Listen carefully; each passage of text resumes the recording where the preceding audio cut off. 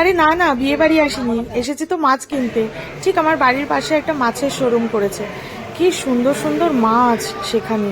দেখে মনে হচ্ছে যে বাবা রে, এত মাছ তো আমি কোনোদিনও চোখে দেখিনি। লোটে মাছ, চিংড়ি মাছ। লোটে মাছ পুনের মতো জায়গায় লোটে মাছ পাবো কলকাতা ছেড়ে? বাবা রে, আমার তো দেখে চক্ষু একদম উপরে উঠে গেছে। পমফ্রেট, সুরমাই, বান মাছ, তারপরে আরও কত কি। এতগুলো মাছের তো নামও জানি না আমি। ব্যাস, নিজের পছন্দ মতো কিনে নিয়ে লাইনে দাঁড়িয়ে পড়লাম আমি আর আমার বর।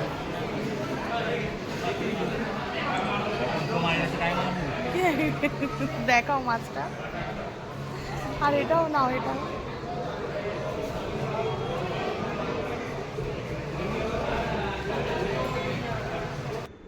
চলে এসেছি ওর হাতে প্যাকেটটা ধরিয়ে এই মাছটা দেখতে। এই মাছটা যে কি মাছ বুঝেই উঠতে পারছিলাম না। ওপরে লেখা ছিল পোপাট। পোপাট মানে তো তোতা, দেখতেও কিন্তু টিয়া পাখির মতনই। আবার এইখানে আসলাম, এসে দেখছি যে এটা আবার কি, পমফ্রেটের মতো দেখতে।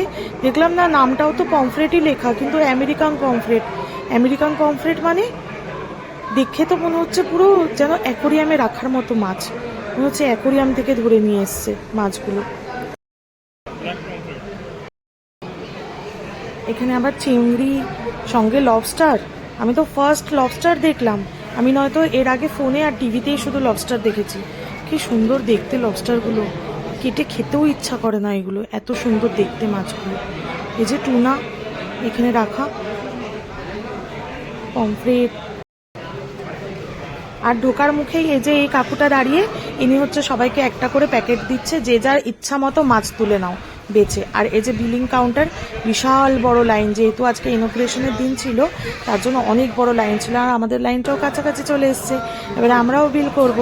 দেখি আমাদের কিরকম কি মাছ কেনা হয়েছে। ঘরে গিয়ে সব কটা মাছ দেখাবো, যে আমাদের বিলিংও হয়ে গেল।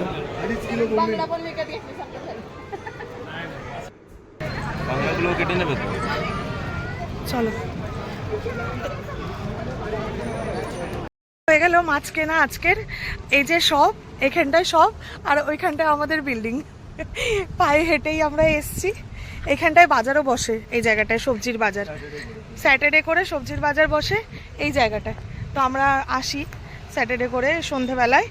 আর এখন আমরা হেঁটে হেঁটে বাড়ি যাচ্ছি, আর বাড়িতে গিয়ে দেখাবো মাছগুলো কি কি মাছ কিনলাম। কাটাইনি কারণ প্রচুর লাইন, প্রচুর লাইন মাছের জায়গায়, তো আমাকে নিজেকে কাটতে হবে বলে আমি বাড়িতে গিয়ে কেটে নেব মাছ। আর একটা রিজন আছে মাছ না কাটার। আর একটা জিনিস গিফটও পেয়েছি, শুধু মাছ না। আমি এত খুশি যে 1 কেজি আমাদের বাংলা মাছ ফ্রি দিয়েছে।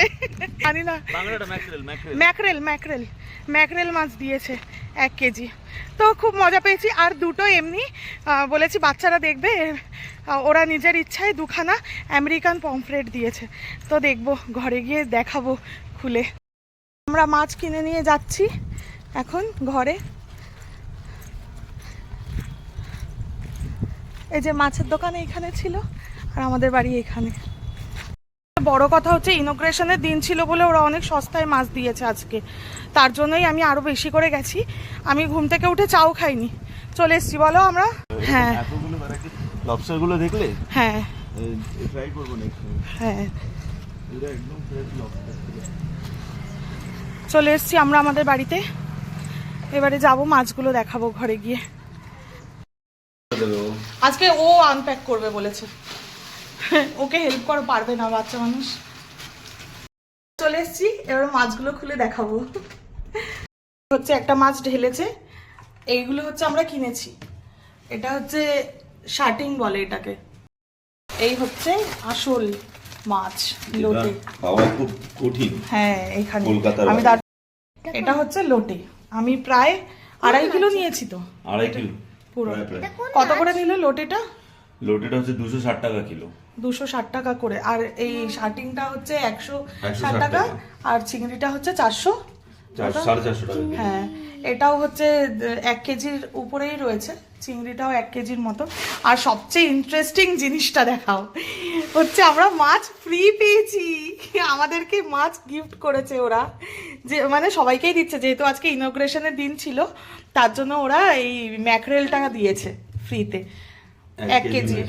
1 কেজি ম্যাকরেল দিয়েছে ওরা। মহারাষ্ট্রতে বাংলা বলে এটা। হ্যাঁ, এটাকে এটাকে বাংলা বলে। আর এই দুটো মাছ ওরা দিচ্ছিল তো আবার রেখে দিচ্ছিল, চিনি না বলেছি, তো আমি বললাম যে ঠিক আছে দিয়ে দাও, আমার ছোট বাচ্চারা রয়েছে ঘরে, একটু দেখে মজা পাবে। আমেরিকান পমফ্লেট বলে। হ্যাঁ, এটাকে আমেরিকান পমফ্রেট বললো। এই পাপা এটা আমি কান পেলাম, হ্যাঁ যে যেখান দিয়ে নিঃশ্বাস নেওয়া হয় ওইখান দিয়ে ছাড়ে। হ্যাঁ। দেখি আর একজন মাছকে সাঁতার কাটাচ্ছে। আমার মাছ কাটা হয়ে গেছে, এখন আমি এগুলো সব ফ্রিজ করব। অনেক মাছ আমি সব আজকে তো রান্না করতে পারবো না, তো এই যে প্যাকেট রেডি করে রেখেছি ধুয়ে, সব প্যাকেট প্যাকেট করে এই যে আমার ফ্রিজের ডিব্বা মাছ রাখার, এর মধ্যে করে সব রাখবো মাছগুলো। এখন চিংড়ি মাছটা কাটিনি, চিংড়ি মাছটা যেদিন রান্না করব সেদিনকে কাটবো। চিংড়ি মাছগুলো অনেক বড় বড়, আমি মাথাটা ফেলবো না, এখন যদি কাটতে হয় আমাকে মাথা ফেলে দিতে হবে তাড়াতাড়ি করে কাটার জন্য, তার জন্য। এই চিংড়ি মাছগুলো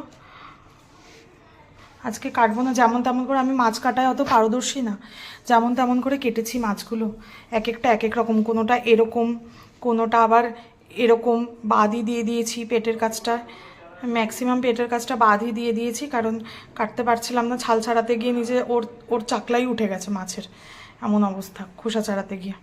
আর কোনো রকমে কাঁচি দিয়ে টেনে টুনে কেটেছি, কেটে এখন সব ফ্রিজ করে দিই।